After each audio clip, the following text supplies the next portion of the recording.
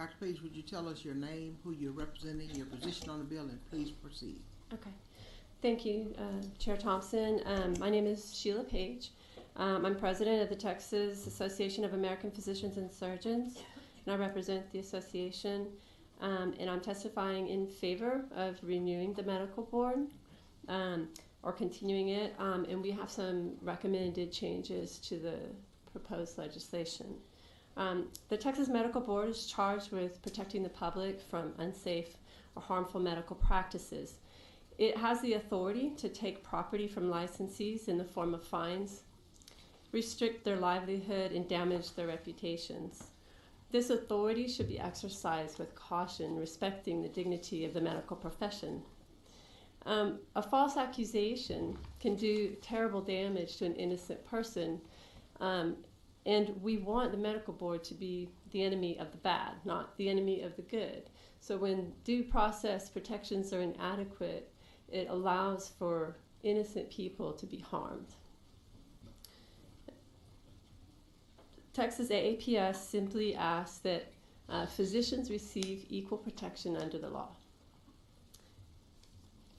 The recommendations that I have are a change to Section 10F1. The name of the expert witness who's paid by the state should be made known and should be available for questioning. Additionally, the TMB should be required to inform the license holder of exculpatory evidence in its possession. Currently, it's only required to provide the evidence it plans to use at an ISC. Section 167.013 allows gifts, grants, and donations to the physician health program, but it doesn't require that the donor or what was given be identified, and we think this information should be made available to the public. Section 6C, number 2, allows a lower standard for physicians who are board certified by ABMS or AOA, and this standard should be equally applied to all applicants. Members, are there in the question of Dr. Page? Doctor, we want to thank you so much. Thank you.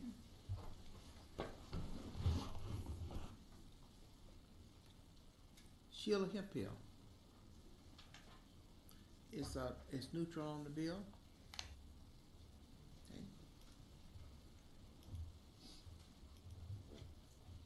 Dr. Jerome Young.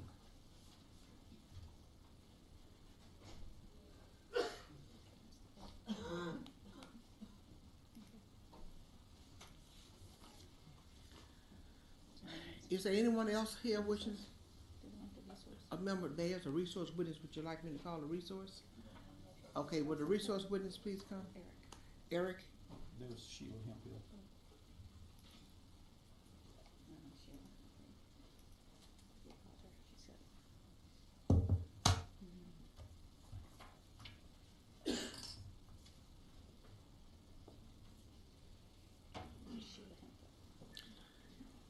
Sheila Hemphill. Good morning, Madam Chair and Committee. Good afternoon. Afternoon.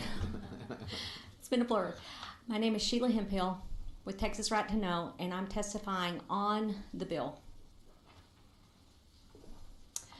The document you're receiving is a letter that I sent to President of the TMB, Dr. Sharif Safran, back in October 16th of 2018. This was based upon 2 years of investigating physicians' cases through their depositions and transcripts. This document contains 2 irrefutable mistakes made by the board, the prosecutors, and were echoed by President Safran himself. My statements are not in defense of any particular individual, but to disclose the mistakes that are blatant. In the Morgan case, during his final orders at the board meeting, board member Frank Ditton asked, with these orders, will the clinic close? Ann Swaronsky said no. President Safran echoed, saying the clinic will continue to operate. Both of them were wrong because the order said that the physician could not own a clinic. So consequently, the clinic was closed. It is not my belief that it was the intent of the board to really want to shut down the clinic, but they were given false information and there was no corrective measure eligible to be able to correct the information. The second error is when the ZOA judge recommendation was for for him to surrender his DEA permit for Texas. The orders that came down did not specify for Texas. It only had to surrender the DEA permits where he was licensed in 4 other states. So consequently, he would have to not practice in those other states. He simply submitted a motion to correct the order to reflect what the SOA judge said, which said for Texas. Fresh Hour refused the motion. But then when they revoke his license and you go look up what his violation was, there in the violations, they say for Texas. So they couldn't put in the 2 words that the SOA judge recommends so that the doctor could comply. So we've now lost another doctor who's now practicing in Florida. The list of physicians who have fled Texas is long. The amount of corruption that has happened in the medical board is long. I hope this committee is convinced that the only designated oversight of the Texas Medical Board is the 181 offices of the Texas legislature. Which, by the way, if you look, this committee isn't what it was 2 years ago. Some of the people aren't even elected anymore. There's no central office to keep track of these egregious actions. Where is the public supposed to go when they are deeply injured and nothing, absolutely nothing shows up with a list of bodies behind them of 24 patients who filed complaints, and everything was dropped on that neurosurgeon or that spinal surgeon in June. And yet I can have another spinal process, no patient harm, no patient injury, taking him $1 million just to get to an informal settlement conference. And what was his penance? That they did not transcribe the handwritten notes into the electronic medical record, of which he's now been deemed to have 3 years of patient record monitoring that's supposed to be evaluated by a neurologist. But thank God we have some neurologists who have some ethics who know that what this doctor's doing is not neurology. But now they can't find a neurologist to enable this doctor to be compliant with the orders. I sent this in October. I have yet to even get a response from President Zaffron, who, by the way, has been very cordial to me. They have. I go to these meetings 5 times a year. I get 3 minutes. They've been cordial. We now have a policy of how to complain as of July 2nd, because it didn't exist. This committee is responsible for oversight. This agency should not be given 12 years. So basically, I am against that. I am for an ombudsman to give oversight, because there's no place for these doctors to go, and you can hardly even get a doctor to step in here for a hearing. Not only do you only have 3-day advance, they have patient appointments. And those are the few brave who are here, and I have a patient coming, and I have more patient comments to be made, and once I find the 24, I'll have more. How much do you need? What do you need? If someone would reply to me, tell me what you need. They're out there. We're going to have to go gather them up. I can do that. I would like some sort of response of what it's going to take. Ms. Hemphill, thank you for your testimony, and I would like to point out that as Chairman Patty mentioned, there's kind of a specific purpose for the sunset process, and certainly there's room to improve the agency and change the agency through the sunset process. But each 2 years, the legislature will meet and be in a position to consider legislation to address these concerns on an ongoing basis. What has happened before, you know how that goes? Well, they were under Sunset just last year. So if there was a problem, Sunset would have taken care of it. Let me tell you about Sunset. Sunset is not allowed to look at individual cases. So how can you identify these problems if you're not looking at individual cases? So an ombudsman would be tremendous. In fact, there's a funding, I have a document, which is the cost of nursing shortages. And it is about the coming healthcare shortages of nurses and physicians and the cost to retrain a nurse or a doctor. Millions, costing hospitals millions. The medical board generated $30 million. They were allocated back $13 million. That's $17 million that we need, $1 million to get some offices in here. And you know what? Wouldn't it be great if they didn't have anyone calling them that everything's hunky-dory? Then close it out. Well, Thank you, Ms. Hemphill. Let me see if the members have any questions Thank for you. Ms. Hemphill. Any questions? Okay. Yeah, I do. Okay, Representative Zedler. Let me ask you this. So, with the case of Dr. Morgan, did they ever correct the action that was taken? In other words, where the board said the clinic would remain open, and yet the paperwork they got from the attorney forced them to close the clinic, right? Yes, sir. Okay. So, and then, as I understand it, he tried to appeal to the board on the issue of his DEA. DEA license, right? Yes, sir. To And- just get 2 words in his order Right. that the SOA judge recommended. And Fresh Shower nonetheless- denied it. And yet the staff simply ignored that Yes, sir. and then tried to discipline him because he had not returned his DEA license. Is that it? Which actually had already been gone because he changed residencies, and the Okay. DEA permits are based upon registration, and so he had already moved. So yes, it had already been gone. And what did the state of Florida say in regard to this case? The Morgan? Florida and New York and other states where these doctors are going, like the spinal doctor I was mentioning, had $100 million biotech company that his investors said, get out of Texas. Because if they can do this to you with no patient injury, and I tell you what, the Dr. Van Boven case, you know, what's talked about here is sexual boundaries. You know what it was? 2 women perceived that the doctor had a, quote, erection across the room. Well, you need to go see his Samsung that hangs in his pocket, and his phone is about this big. So it should terrify every physician that patients can have a perception of a sexual boundary issue and be drugged through the ringer for 5 years, be exonerated, and then have the audacity not to remove it from the National Practitioners Database. It's disgusting. Who's gonna make them? Representative Frank, the other day, you made a statement. Don't you think it's morally ethical to remove something that's not true on a National Practitioners Database that's inhibiting this doctor from being able to practice anymore? This is a doctor that has had numerous people's lives because of his intelligence and his compassion. And he can't practice because of the medical board continuing to put false information on a database when he was exonerated. Have hung him out for 5 years. And you know what his crime was? His crime was showing what was going wrong with hospitals. Ms. Hemphill, Representative Zedler has the floor. I'm sorry. That's okay, but I would say that we have a resource witness from the TMB. I think that probably Chairman Frank wants to ask that person some questions, probably about that very topic. Yeah. Representative Zedler, do you have any more questions for Ms. Hemphill? No, I think that'll be fine. Thank you. Ms. Hemphill, thank you for testifying today. We really appreciate it, and it's good to see you here.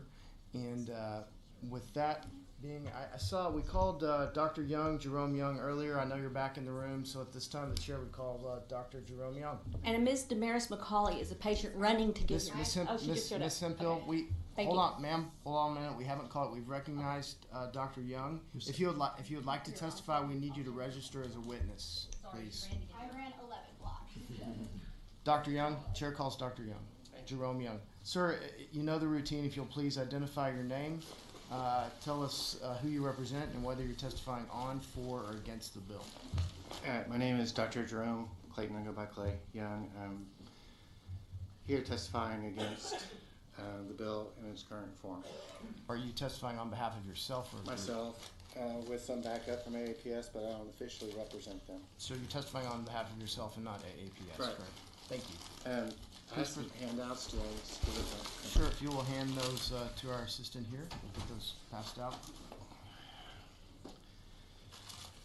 Forgive me, it's not the only thing I'm testifying on today, so. Okay. How many do y'all need? I believe there's 11 of us. Right. We have a That's couple 12. of guests. And then,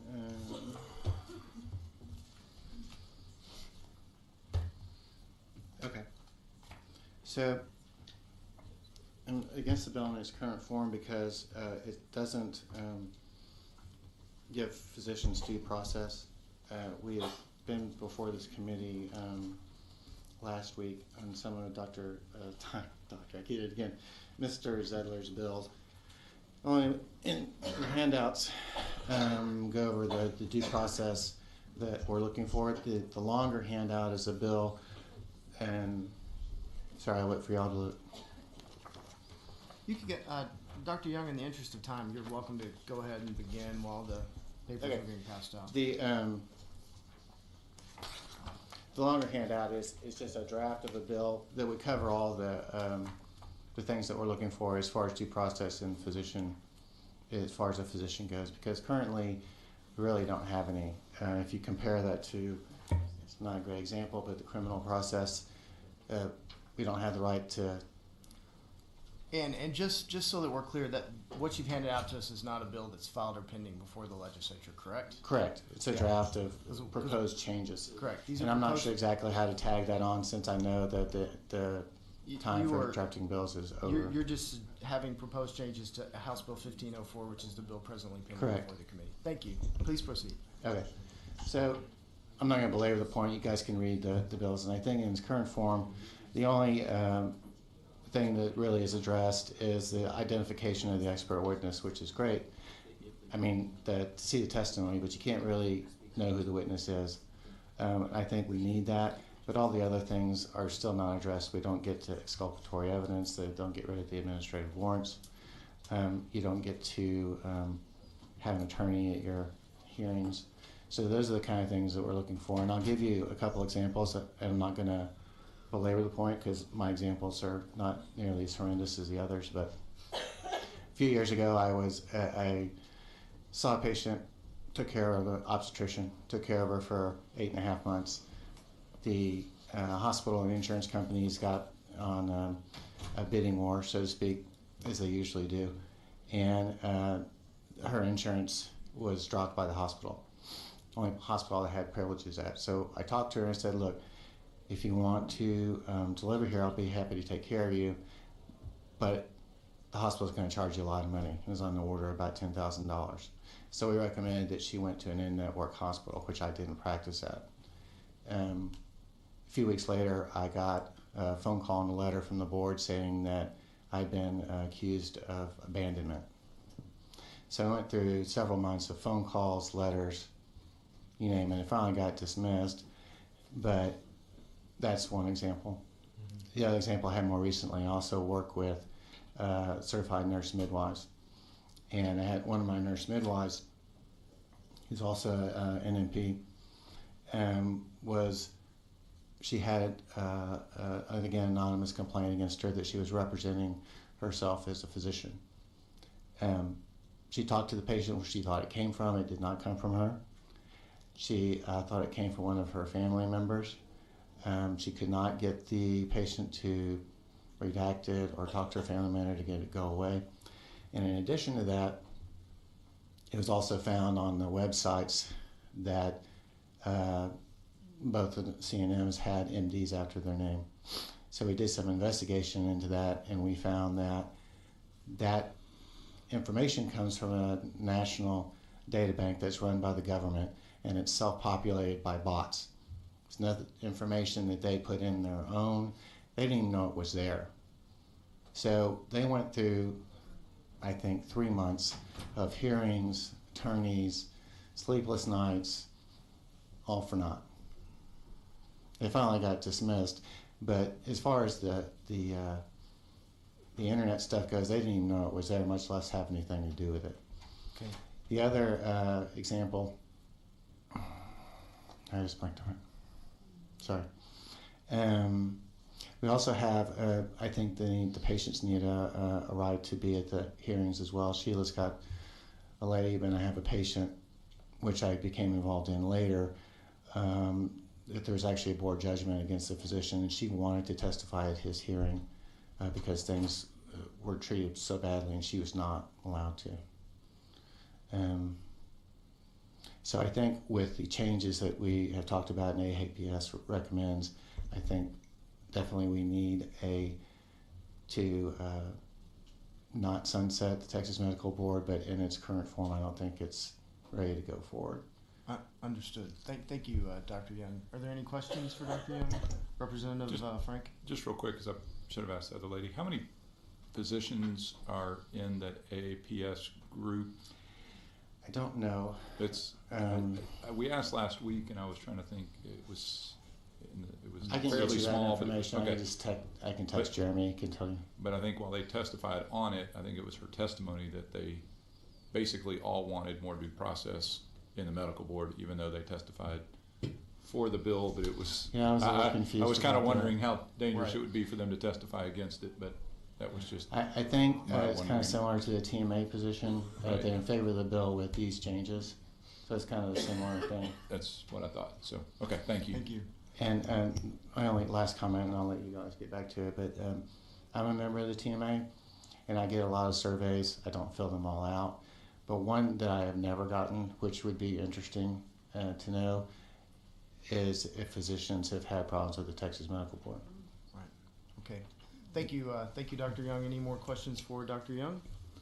Thank you for appearing today, Dr. Young. Thank you. With that, the chair will now call to